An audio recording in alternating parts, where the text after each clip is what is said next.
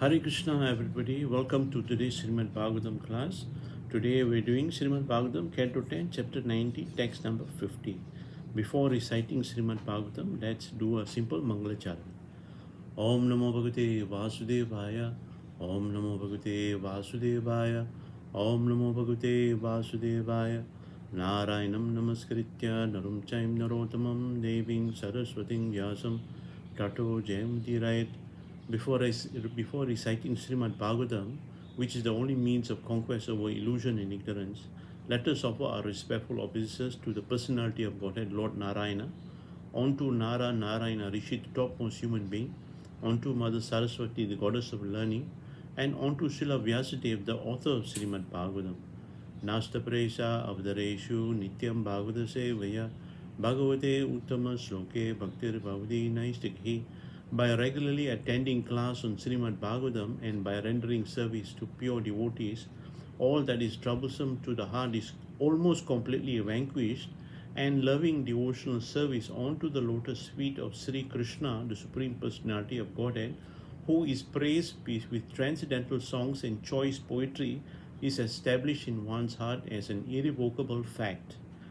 Om Gyana Timirandasya Gyana Gyana Salakaya Chaksuranmritanyana Tasmai Sri Guruve Namaha. I was born in the darkness of ignorance, and my spiritual master opened my heart with the torch of transcendental knowledge. I offer my respectful obeisances unto him. Nama Om Vishwudai Krishna Prasthai Bhutare Srimite Japataka Swami Iti Namne Nama Acharabdai Nitai Kripabidani Govarakadam Dai Niragram Tani Jai Sri Krishna Chaitanya Prabhu Nityananda Sri Advaita Gadadhar Sri Vasadi Gaura Bhakta Vrinda. Hare Krishna Krishna Krishna Hare Hare Hare Rama Rama Rama Hare Hare. Today we are reading from Canto 10, Srimad Bhagavatam, Canto 10, Chapter 90, chapter entitled The Summary of Lord Krishna's Glory, text number 50. Martyastaya Nusavam Idhitaya Mukundam Srimatkata Sravanam Kirtanam Chintayanyiti Taddama Dustara Kartatam Java Pavargaham Gramatvanam Siti Bhujopi Yayur Yat Arhad. Translation and purport by the disciples of His Divine Grace A.C. Bhaktivedanta Swami Srila Prabhupada. Translation: by regularly hearing, chanting, and meditating on the beautiful topics of Lord Mukunda with ever increasing sincerity, a mortal being will attain the divine kingdom of the Lord, where the inviolable power of death holds no sway. For this purpose, many persons, including great kings, abandoned their mundane homes and took to the forest. Purport: for the Srimad Bhagavatam's 10th canto, this verse is the Palasruti, the promise of success given to one who hears it. The process of devotional service begins with hearing topics about the Supreme Lord. When one has heard these topics properly, he can then proceed to chant them for others' benefit and reflect on their significance. This leads to faithful adherence to the principle of devotional service, which culminates in absolute faith in Lord Krishna. Such perfect faith gives one the right to enter the Lord's intimate service and in due course of time return to one's eternal spiritual life in one of the Lord's personal domains.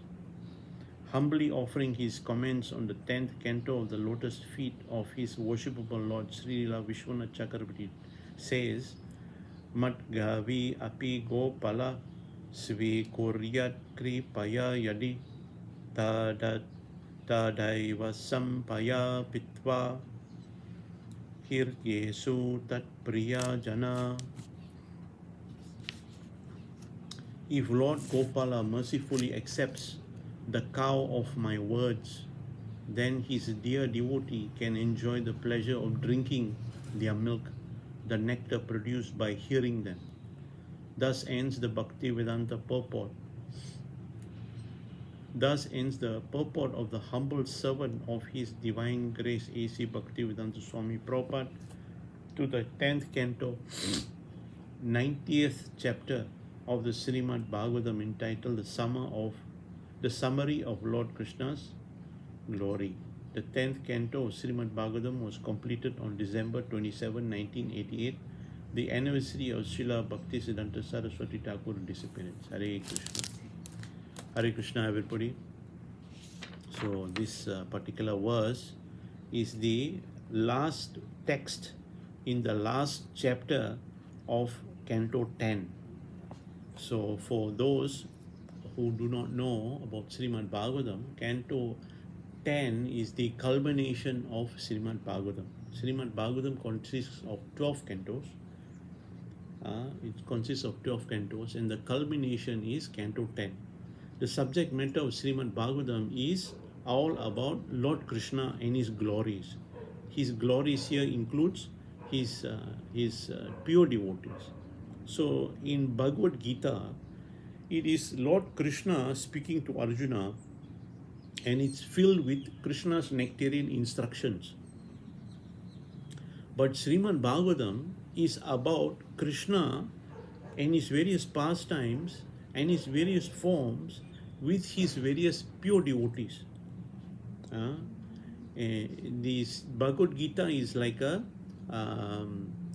culmination, a collection of all the principles of devotional life, principles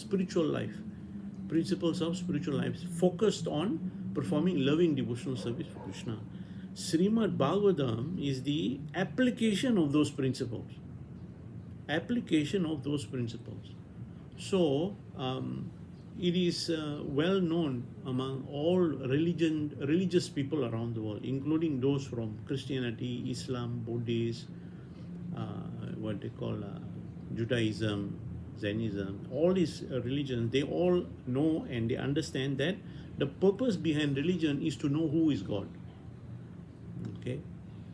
The specialty of Vedic scripture is that Vedic scripture is the exclusive owner of all the information and details about who God is. This information is not available to those in other religions. It's only available here, and it's especially available in Srimad Bhagavatam. Even the author of Srimad Bhagavatam, Srila Vyasadeva, in Canto 1, he explains that after writing all the Vedic scriptures, from the Puranas to the Itihasas, even the Shrutis, and all the other scriptures, somehow in his heart he felt not satisfied, because that work of Vedic literature that Srila Vyasadeva wrote, it was consisting mainly of a lot of procedures, a lot of methods of how to attain a lot of dharma, artha, kama, moksha, to be religious for in a mundane sense, religious in a mundane sense, dharma, artha to acquire lots of property and wealth, and artha, kama to enjoy sense gratification, and moksha here is liberation into the heavenly planets. So this is basically very karma kanda kind of section, you see. So when Srila Vyasadeva wrote these literatures, he felt very unsatisfied in his heart. So when Srila Vyasadeva consulted with his spiritual master, who is Narada Muni himself, Narada Muni said, you should write something that is exclusively about the devotional service onto the lotus feet of Sri Krishna. So when Srila Vyasadeva got permission from his spiritual master to write something exclusively about the loving devotional service onto the lotus feet of Sri Krishna, which is actually the purpose behind all of Vedic scripture, and that scripture that he wrote is Srimad Bhagavatam. So the culmination of Srimad Bhagavatam is to hear about the glories of Krishna and his pure devotees. Within Canto 10, which is about Lord Krishna and his pure devotees, the culmination is to hear about the loving pastimes between Krishna and his most super excellent devotees, who are the gopis of Vraj. Among all the super most excellent devotees of Vrajabhumi, the topmost devotee is Srimati Radharani. Okay, but ironically, in this Canto 10, Srimati Radharani's names and the names of her close associates like Ladita and Vishaka are never mentioned, never uttered. So this is a very puzzling thing, you know. The reason behind this is because when Sukadev Goswami, when he was narrating this Srimad Bhagavatam, especially in Canto 10, to Parikshit Maharaj on the banks of Ganga, Srimati Radharani came into the consciousness of Sukadev Goswami and told him that please don't mention my name or the names of the gopis. Please don't. So when Sukadev Goswami heard this instruction from his most worshipable Lord, Srimati Radharani, Sukadev Goswami became a little upset. He said to Srimati Radharani, the whole purpose behind Srimad Bhagavatam, from Canto 1 all the way to Canto 10, is to glorify the topmost pastime of all pastimes, the most transcendental, the most confidential, the most sacred of all pastimes of the Supreme Lord, that is with the gopis. How can I not mention your name? So when Sukadev Goswami said this to Srimati Radharani became a little afraid, because she was upsetting her pure devotee, Sukadev Goswami. So in concession, Srimati Radharani said, okay, no problem. Please, you want to talk about our pastime, but please go ahead. But please don't mention our names. You can refer to us, but don't mention our names. So the reason why Sukadev Goswami agreed to this, the reason why he agreed to this proposal by Srimati Radharani is, number one, the first reason is because the names, the sacred names of the gopis, and especially Srimati Radharani, is so filled with so much ecstasy that pure devotees, simply by uttering that name, Sri Radha or Sri Lalita or Sri Vishaka or any one of the what millions of gopis, any one of them, they become stunned. Pure devotees, they become stunned. They become freeze frame. They will just stunned, and they will be in so much ecstasy that they cannot speak. Okay, that is the first reason. Number two reason, the main reason why Sukadev Goswami agreed not to mention Srimati Radharani's name in Canto 10 and in whole of Srimad Bhagavatam, by the way, is that our poor Parikshit Maharaj, he's got a time limit. He was cursed to die in 7 days. Okay, so what will happen to poor Parikshit Maharaj if he doesn't get to finish the whole Srimad Bhagavatam? What happens if he doesn't complete? Will he get liberation or not? So this narration of Srimad Bhagavatam was specific for the benefit of Parikshit Maharaj. So to have compassion upon him, Sukadev Goswami agreed not to mention the pastimes of Srimati Radharani. So this is a very confidential information that is written in scriptures, and I personally heard from two pure devotees. First one was from Bhakti Purushottama Maharaj. So he is full of nectarian pastimes of Lord Krishna and Chaitanya Mahaprabhu, and especially Lord Jagannath, because Maharaj was born in Jagannath Puri. And of course from Jabataka Maharaj and Radhanath Maharaj, they mentioned this. It's very confidential knowledge. To give the audience here some idea as to the exalted position of Srimad Bhagavatam. Srimad Bhagavatam, comparatively speaking to all other scriptures like the Puranas, the Itihasas, the Upanishads, Srimad Bhagavatam is totally in a class of its own. So to give you an idea how exalted Srimad Bhagavatam is, in a Vedic culture, when anyone wants to glorify glorify someone or some scripture, in Vedic culture, what they'll do is they'll write commentaries. They'll write commentaries where they glorify a certain section of Srimad Bhagavatam, or certain verse, or certain aspect of Krishna's mercy, like that. They write commentaries. So for Srimad Bhagavatam, there are to date at least thousands of commentary. Okay, and these thousands of commentary are what we know now. Why I say that is because I also discovered that as we speak right now, as we are speaking right now, there are commentaries on Srimad Bhagavatam that is still being discovered in India. And I also got news that from archaeologist from Europe, he has discovered scribes, what they call written words on leaves and on wall in Europe and Russia, with reference to Srimad Bhagavatam, and all of them are glorifying Srimad Bhagavatam. This thousands is expanding every day, thousands.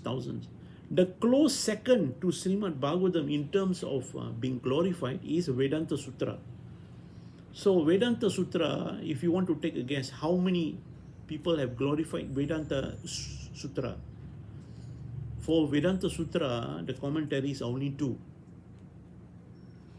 So Srimad Bhagavatam here, commentaries are in the thousands and growing. In Vedanta Sutra, which is in the second place, it's only 2. So you can see the comparison.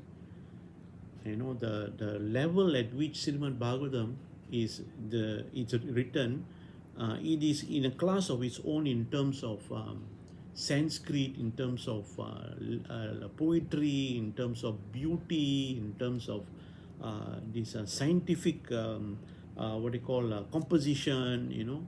In fact, for those who are studying Sanskrit, the ultimate test of their scholarship in Sanskrit language is Srimad Bhagavatam. There is no comparison. There is no other book like Srimad Bhagavatam. And Srimad Bhagavatam, the culmination, the topmost of all Srimad Bhagavatam scriptures is Canto 10. And Canto 10 is exclusively about Sri Krishna. And within this Canto 10, there is one pastime that is of a class of its own in its own.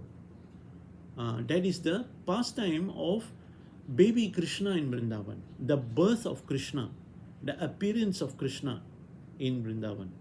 The reason why these pastimes in Canto 10 in Srimad Bhagavatam is so special is because in Vaikuntha Loka, in the spiritual world, there is no form of Krishna in a baby form. None at all. Why? Because in Vaikuntha Loka, there is no birth and there's no death. There is no birth and there's no death. Birth means there is baby. And of course, when there's birth, there's also death, like here in this world. But in Vaikuntha Loka, there is Vaikuntha, means the place where there is no fear. Vaikuntha. Kunta means fear. Vai means no fear. So when you go to the spiritual world, there is no fear. Why? Because there is no birth. And of course, there's no death. And there's simply just bliss only there.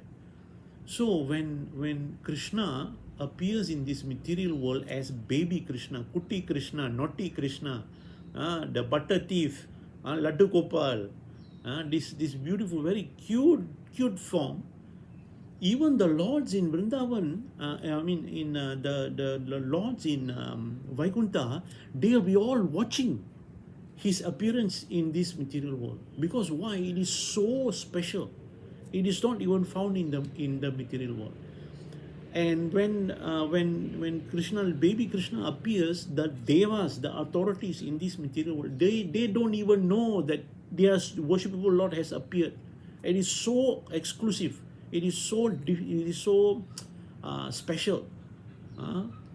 So much so that when Krishna, baby Krishna appears, the amount of bliss and joy he exhibits is unparalleled, comparatively speaking, to all his other pastimes, in other incarnations, in other times, there's no comparison.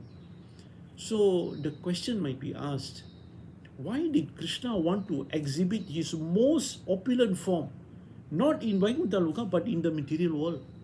I mean, this material world is considered like a prison house. It is a prison house, you know. This material world is also known as Durga. Durga in Sanskrit means fortress. Fortress means jailhouse. So this place is not a very nice place. But why did Krishna want to appear in this material world with his most opulent form? That is his baby pastime, his Laddu Gopal pastime, his Makanchor pastime. Why?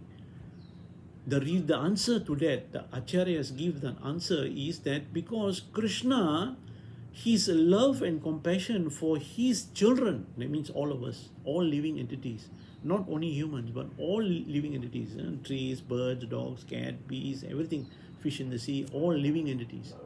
He's so unparalleled that Krishna is so eager to capture our consciousness so that at the end of our lives, we can meditate upon his transcendental pastime so that we can all go back home, back to Godhead.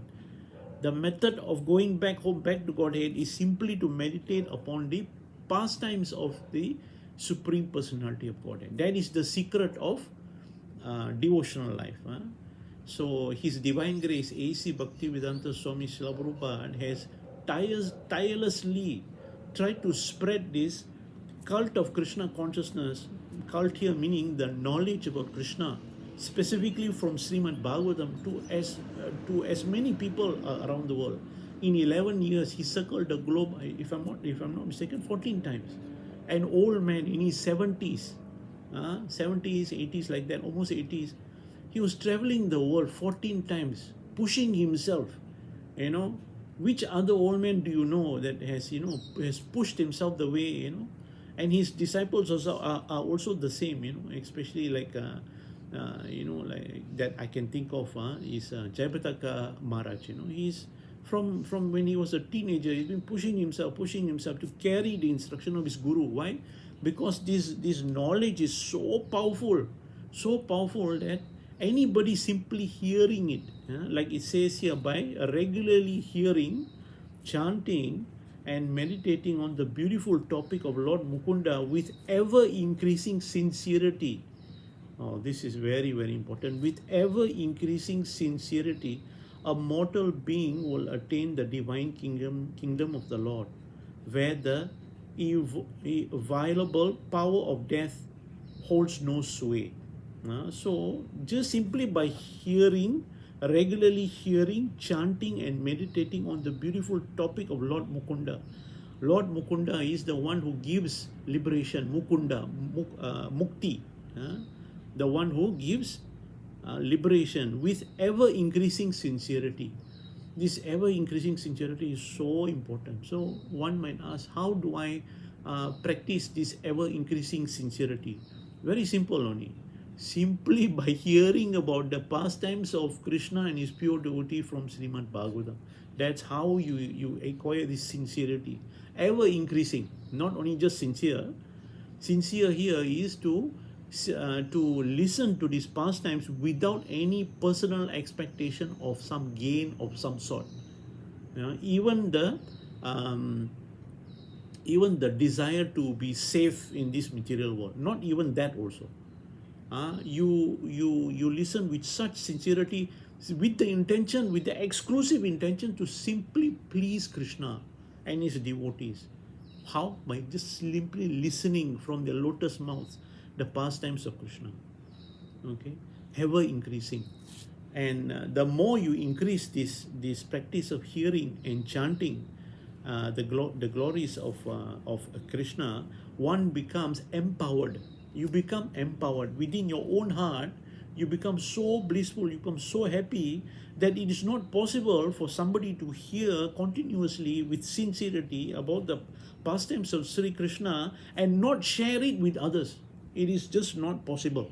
Not possible at all. There are many Vaishnava devotees in the Holy Land who don't travel. They don't travel, but they have so much compassion within their heart for all the living entities who are suffering actually. They don't know they're suffering. They are suffering. the standard of happiness in this material world is, if I'm not suffering, oh, I'm happy. That is not a very good standard. If I'm not suffering, I'm happy. No. That means this person doesn't know what happiness is. The happiness that Srimad Bhagavatam talks about is not actually happiness that we can understand. Is actually what? No, is bliss. What we are all hankering for is bliss. We are all hankering for is bliss. Bliss is ever increasing. Just like our sincerity must be ever increasing, this happiness within this ecstasy within our heart is ever increasing. And these devotees in India, even though they don't travel and all that, but what they do is they constantly pray to Lord Krishna to have mercy upon all of us. It is because of these devotees that we have the ability to utter the name Krishna. We have the ability to hold this book Srimad Bhagavatam in our hands. To have this book, such a valuable book, and we have the ability to remember Krishna. Now with technology, those who are intelligent, they use technology like smartphones and internet and all that to simply hear about the pastimes of Krishna from pure devotees who every day give class. Even if they don't have time, they will spend, if they have 5 minutes a day, they want to spend that 5 minutes doing something to just glorify Krishna by hearing about his pastimes, to worship him within our in their heart. So this is a little bit of philosophy on this part. So now let's go to a bit more of pastimes of Krishna in Canto 10, because in Canto 10 it's all exclusively about Krishna only, Krishna and his family. Another pastime that is one of my favorite pastimes in Srimad Bhagavatam Canto 10 is the pastime of the bewilderment of Lord Brahma. Okay, Brahma Vimohanam Lila, the pastime that bewildered Brahma. So this pastime is where the devas or the children of Lord Brahma, they came to inform Lord Brahma, there is a very, very special child in this village called Gokul in Vraj. He's a blue color boy. And he seemed to be performing all kinds of wonderful activities that is unseen. He's killing demons that previously even we devas are afraid of. He's killing them.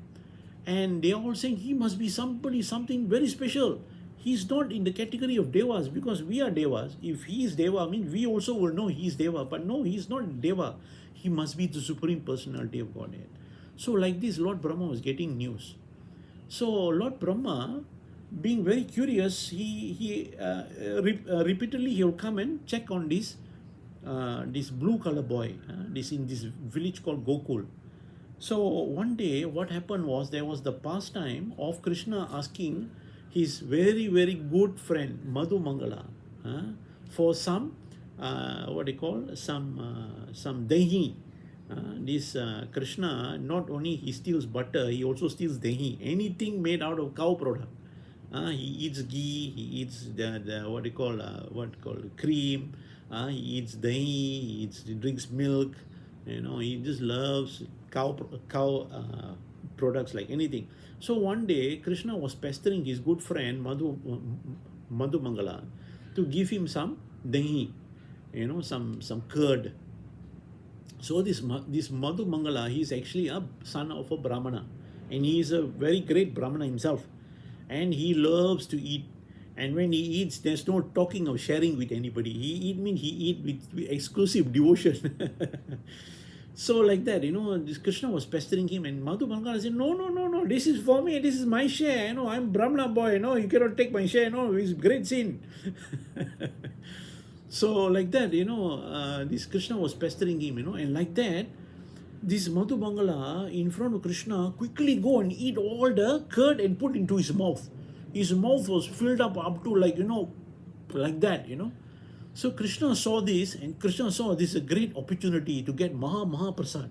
Why? Because if you take remnants from a Brahmana's plate, that remnants of Prasad is so much more potent and so much more powerful.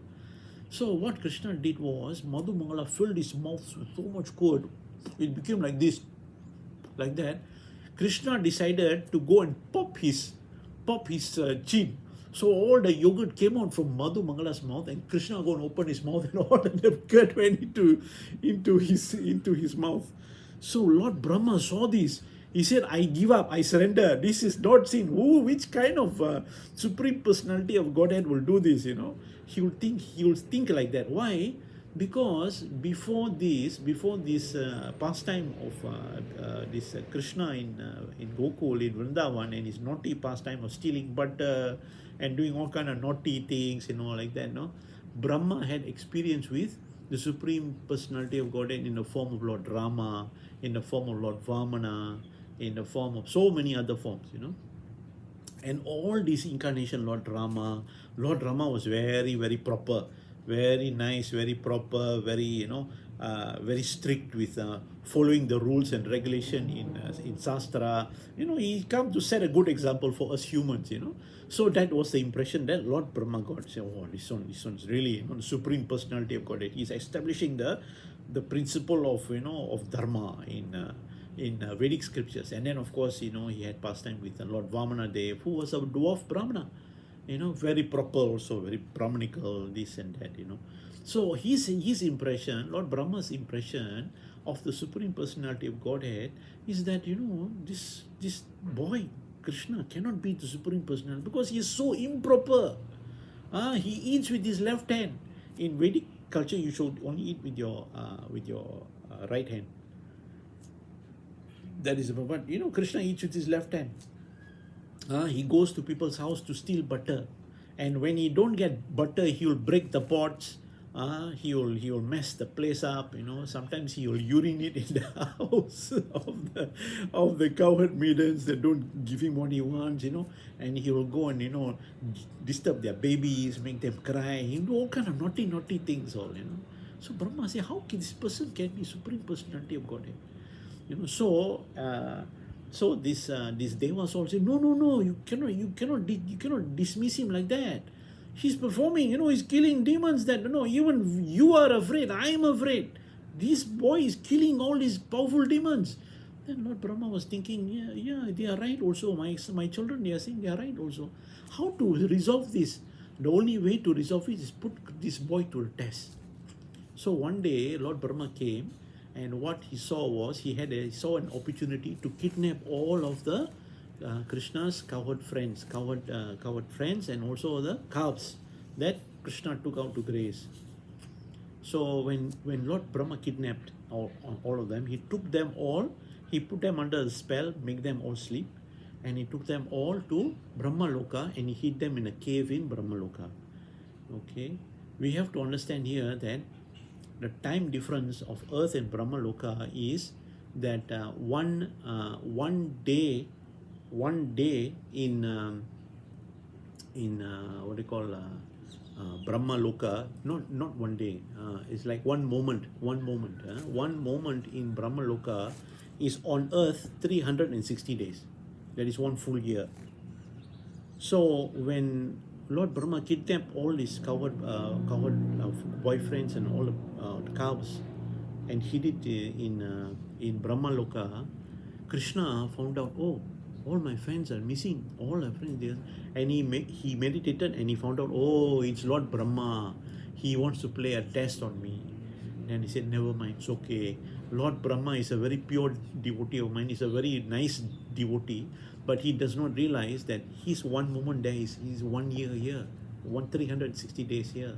So Krishna was thinking to himself, how can I come back to the village of Gokul and tell all these fathers and mothers that their children are missing?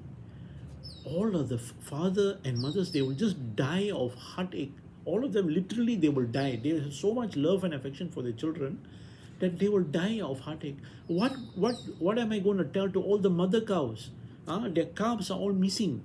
What will happen to them? They will simply cry until they'll die. So Krishna said, I cannot see this happen to my pure devotees. My pure devotees are so dear to me. I cannot see them hurt like this. This is not their fault. This is actually a test on me, not on them. So what Krishna did was he expanded himself as all the cowherd boys, different cowherd boys, and all the calves, different calves. So for one full year, 360 days, all the father and mothers in Gokul, their love for their children overflowing like anything. They have no idea why they love their child so much more than on a regular day. They don't understand it. But in reality, it is actually Krishna that is their child. So when Lord Brahma came after 1 year, for him it was just a moment. After 1 year, he came and he saw that I thought I kidnapped all the boys, the cowherd friends of Krishna. I thought I kidnapped all the calves, but they are all here.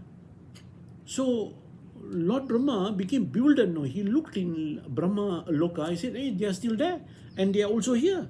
How is this? He was looking back and forth like that and he became bewildered. Mind you, Lord Brahma got 4 heads. So can you imagine, you got 1 head when you become, confused. Can you imagine what happens if you have 4 heads? Forehead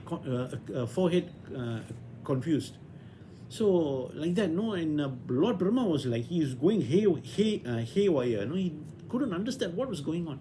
So Lord Krishna saw this and he said, oh, my dear devotee Lord Brahma is becoming very stressed out. Let me help him out a bit. I don't want him to suffer.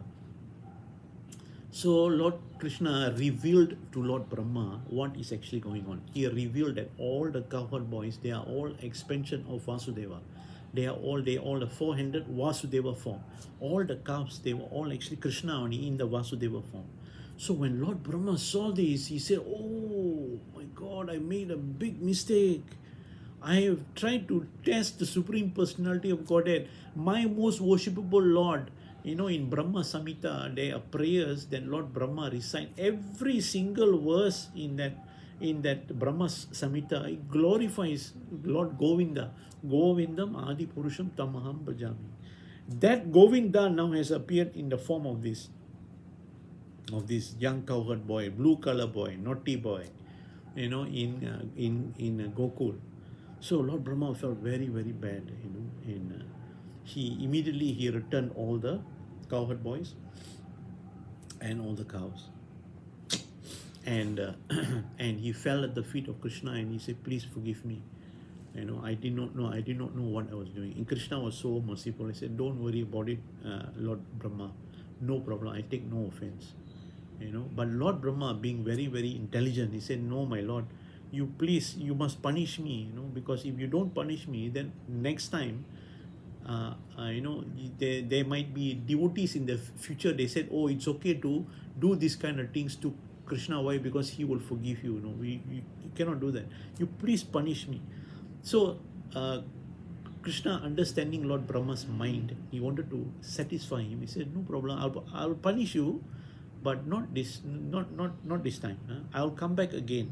Krishna said, I'll come back again as Chaitanya Mahaprabhu, and there you will come as my devotee, my pure devotee, Haridas Thakur.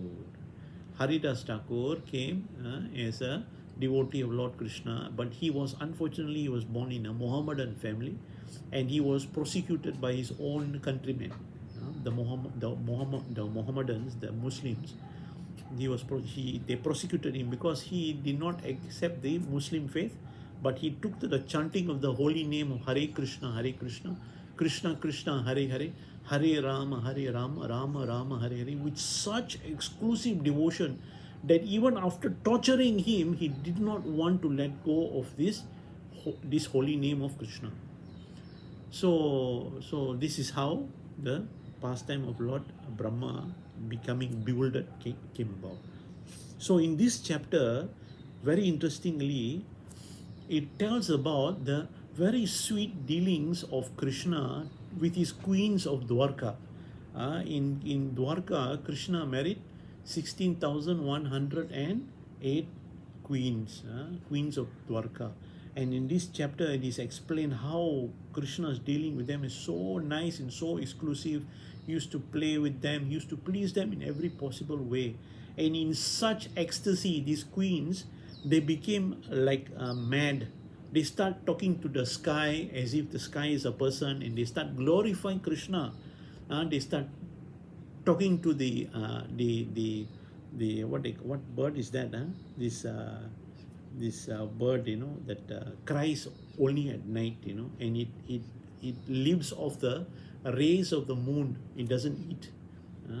So they started talking to the sky, to this bird, to bumblebee. They start talking to this, expressing their loving devotion for Krishna in such a wonderful way. And it's very interesting. It's mentioned here is because earlier in Canto 10, you will also hear the same thing going on with Krishna and the gopis of Vrindavan. The gopis of Vrindavan, the pastime of the rasa dance. Each gopi had the exclusive association of Krishna, who expanded himself into millions of times, so that he can please each and every gopi. Each and every gopi thought that Krishna is only with me and not with the other gopis. So because of that, they had a little pride in their heart.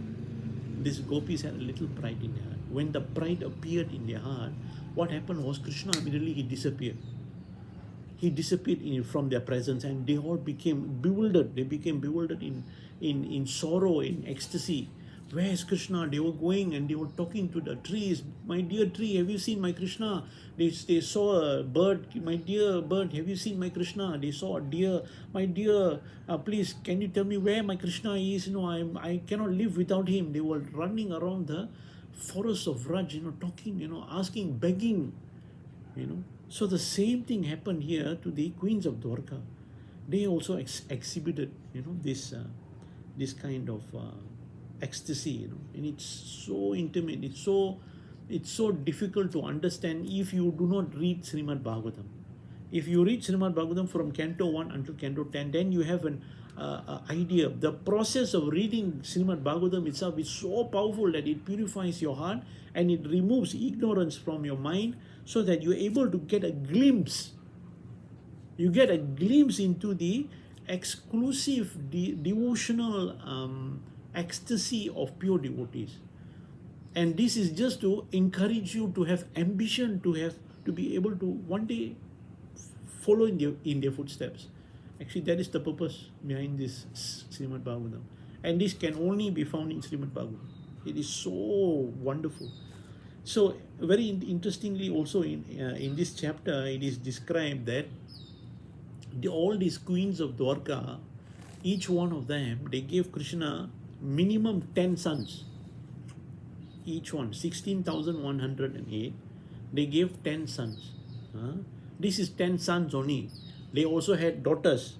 The daughters also equally as much. So 10, so 20. So you can calculate and see, 16,108 times 20 children. Okay. So these children also got married. They also have 10 children each. And like that it went on and on and on. And it is described here that in the city of Dwarka, for Dwarka, Krishna had to employ 38,800,000 teachers, Brahmana teachers, to teach his children. To teach the children of Krishna and his grandchildren, Krishna had to employ 38,800,000 teachers, Chegu, to teach the children. So you can imagine how huge was Krishna's family, and all of these family members of Krishna. And also it's mentioned here that the King Ugrasena, the ruler of Dwarka, he is the grandfather of Krishna. He is the ruler of Dwarka. It is mentioned here that he had a few quadrillion servants under him. That means his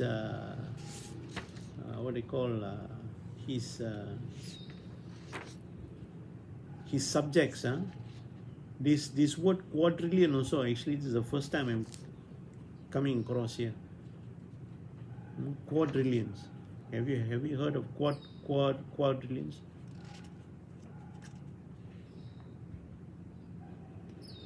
So this is I can't find it. Where is it? It's somewhere here. So anyway, quadrillions. King Ugrasena, he had his subject, his makal is in the quadrillions. So in this chapter here, it is explained, interestingly enough, that let me see, text 47. Let me read for you text 47. I want to tell you something, but I can't remember what I want to say. Okay, this is text 47. The heavenly Ganga is a holy place of pilgrimage because her water washes Lord Krishna's feet. But then the Lord descended among the Yadus. His glory eclipsed the Ganga as a holy place. Both those who hate Krishna and those who love him attain eternal forms like his in the spiritual world. The unattainable and supremely self-satisfied goddess of fortune, for the sake of whose favor everyone else struggles, belong to him alone. His name destroys all inauspiciousness when heard or chanted. He alone has set forth the principle of various disciplic succession of sages. What wonder is it that he, whose personal weapon is the wheel of time, relieves the burden of the earth? And this is the prayers offered by the Yadus, his family members, the Yadus in Dwarka. So first point they made was, first, Lord Krishna reputation eclipsed that of the holy Ganga when he descends into the Yadu dynasty. Previous to this, Mother Ganga was the most sacred of all tirthas, being the water that has bathed Lord Vamanadev lotus feet. Another river, the Yamuna, became even greater than the Ganga by contacting the dust of Sri Krishna's feet in the district of Vraj and Mathura. The renowned Yamuna in my domain of Mathura is hundreds of times greater than Ganga. About this there can be no dispute, O goddess. This is from Varaha Purana. So here it is stating the fact that Krishna's appearance is so auspicious that simply by his appearance, what to speak of his name, his form, his pastime, his paraphernalia, his pure devotees, any one of these things that if we can have some loving devotion for, it has such a powerful effect of just purifying our consciousness. So Krishna says in Bhagavad Gita, yam vapi swaram bhavat tyajit ante kalevaram tam eva iti kaunteya sadatat bhava bhavita. Whatever one thinks of at the time of death, that he will attain without fail. So can you imagine if you were to meditate upon in your whole life, you were to meditate upon just one tiny aspect of Krishna. At the time of death, if you are able to meditate upon that form, what will happen? All your karma, your repeated birth and death, whatever bank account, you have to come back again in this material world. Everything is finished. You get to go home back to Godhead. You get to associate with these pure devotees. You get to experience all that is been mentioned here, the bliss, the bliss and the joy of being in the company of Krishna. Imagine that. So the second point in this translation is that Lord Krishna gave liberation not only to his surrendered devotees but also to those who consider themselves his enemies. Devotees like the cowherd girls of Vraj and others attain his personal association by entering into his eternal pleasure pastimes in the spiritual world. So this is this is only exclusive to Krishna. Whether Krishna bless you or whether he kills you, the result is the same. They get liberation. They get to escape this place of repeated birth and death. This is the very exclusive of Lord Krishna. So the third thing is mentioned here, that goddess Lakshmi, Lord Narayana's constant companion, whom great demigods serve menially to win her slight favor, was unable to win the privilege of joining the intimate company of Lord Krishna's devotee in Vraj. Despite her eagerness to participate in the rasa dance and other pastimes enacted by Sri Krishna, and despite the severe austerity she underwent to achieve that end, she could not transcend her natural mood of reverence. The sweetness and intimacy of Lord Krishna manifest in Vrindavan constitute a unique kind of opulence found nowhere else, even in Vaikuntha. So here, this is explaining about the very strange phenomenon with goddess Lakshmi. Here in this material world, living entities struggle like anything to get her favor. struggle anything to get her mercy, to get Lakshmi, to get money, to get wealth, to get opulence. But here it is explained that even Lakshmi Devi, she desire with all her heart to join Krishna in the rasa dance. But she is not allowed to go into the rasa dance. Why? Because her mood for Krishna is the mood of Aishwarya, of opulence, and she has awe and reverence. So to love Krishna, you must be devoid of any of these kind of artificial awe and reverence for Krishna. Krishna is only attracted to pure loving devotion. Pure loving devotion is a mode in which that you can find in this material world. The closest we can find to find this is between the love of a mother and a child. Very intimate. No reverence, no like, oh, this is my child, oh, I must worship. No, nothing like that. No, I say, my child naughty, I must punish this child. Krishna likes that. But this Lakshmi Devi, she couldn't do that because she has this Aishwarya. Oh, this is my Lord, my worshipable Lord. So that is the thing that is an obstacle for her. So for us, what this means is, this means that we must try to follow in the footsteps of pure devotees who have achieved the highest perfection of loving devotion onto the lotus feet of Sri Krishna. We must find such a devotee. And how do you do that? You must read Srimad Bhagavatam. All the information you need is found here in Srimad Bhagavatam. How to detect, how to find, how do you know this devotee is pure or not? This devotee, what level? Is it the highest level, or is it middle level, or beginning level? What? How do you know? Everything is here in Srimad Bhagavatam. So this is the third point. The fourth point is the name of Krishna. The name Krishna is superior to the name of Narayana and those of all of Lord Krishna's others expansion. These two syllables, Krish and Na, combine together to destroy all inauspicious and illusion. When recited, the name Krishna becomes Srutamata. That is to say, the recitation of Krishna's name totally crushes Matnati, the excellence of all other spiritual practices described in the revealed scripture, Sruta. In other words, in the Brahmanda Purana, Shastra Namnam Punyanam Tiriti Avritya tu Yat Palam Eka Vritti tu Krishnasya Namaikam Tat Prayachati. By uttering the single name of Krishna just once, one attained the same benefit of that gain by reciting Lord Vishnu's 1,000 names 3 times. So that is the exclusive opulence of Krishna's nama, Krishna's name. Simply by uttering Krishna's name, it is equivalent to chanting Lord Vishnu's Sahasranam, 1,000 names of Lord Vishnu 3 times. You say Krishna once, that is equivalent to reciting Lord Vishnu's 1,000 names, Sahasranama, 3 times. So this is the opulence of Krishna's name. So this Krishna's name is available in the Hare Krishna, Krishna Krishna, Hare Hare, Hare Rama, Rama Rama, Hare Hare, Maha Mantra.